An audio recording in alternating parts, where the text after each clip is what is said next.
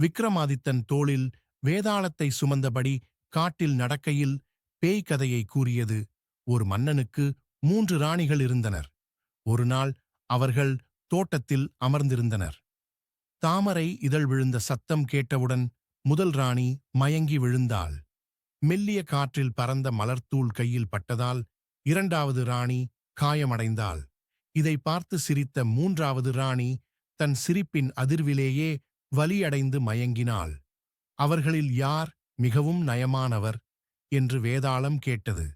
விக்ரமாதித்தன் சிந்தித்து, 3வது ராணியே மிகவும் நயமானவர், ஏனெனில் அவளுக்கே அவளுடைய சிரிப்பே தீங்கு செய்தது என்றான்.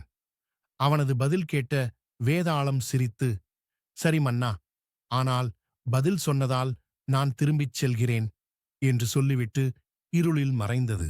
கதை தொடரும். காத்திருங்கள்.